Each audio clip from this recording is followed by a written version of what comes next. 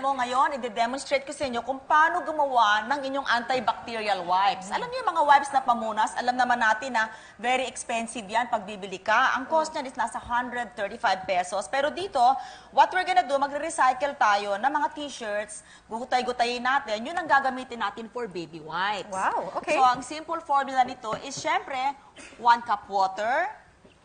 Pagkatapos, lagyan mo ng 1.5 tablespoon ng dishwashing soap. Bahala ka kung anong dishwashing soap ang gusto nyong gamitin. Oo. At, syempre, ang white vinegar. Yan ay pampa-disinfect. Pang-disinfecto, tapos pwede nyo patakan ng essential oils para merong scent. Doon tayo pareho. Ito Lagi may available. essential oil. No, it smells so good. So ito, konti lang nito, available to sa mga supermarket. Okay. So ito, mix it together. Pagkatapos, ang gagawin nyo is gutay-gutayin nyo yung mga t-shirt na ginutay-gutay nyo. Cut nyo yung parang mga wipes lang na ganyan, i-dip nyo ng konti. At, dito tayo. Kunyari ito, may mga residue ng sabon yung inyong banyo. Ayan, papamunas nyo lang siya ng ganyan. Yan ang power ng vinegar. Tapos, hindi lang sa banyo yun, pati sa mga pupo ng pusa, ng aso, para linisin nyo yung sahig, you can also do that.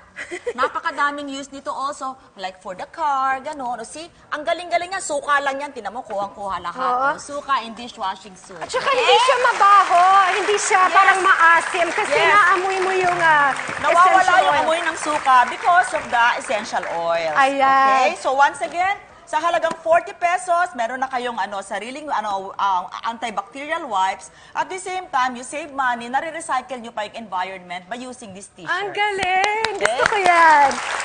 Actually, kasi dati sobrang hilig ako sa bleach.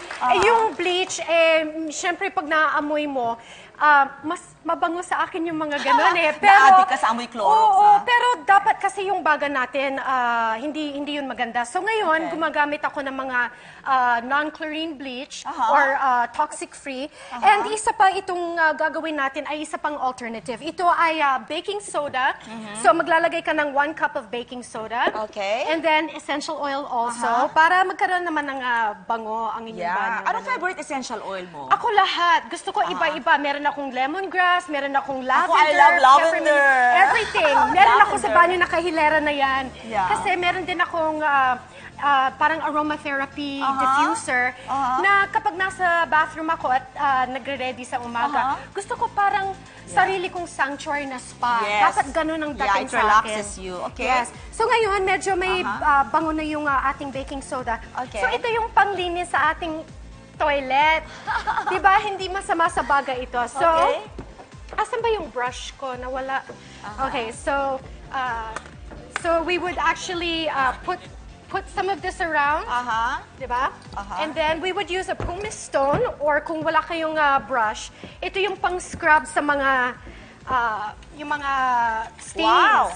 So yung baking soda is also a natural whitener. So mapuputi yung So tas ibabababad mo muna. Kung wala masyadong stains, then you can just use the toilet brush, di ba? Tapos ibabad mo muna. And then after that, pwede mo nang i-flush. Mga ilang minutes mo siya ibababad?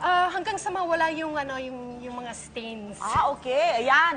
Biro mo, baking soda lang, no? Walang Tapos amoy kung chemical. meron kayong hindi ko alam kung aware kayo sa ganito, pero ang mga lalaki, isa sa pinaka-paborito nila ay yung WD-40. I know. Yun yung parang spray ng mga langis para dun sa mga lubricant. So pwede kang mag-spray sa loob ng toilet at ibabad mo doon.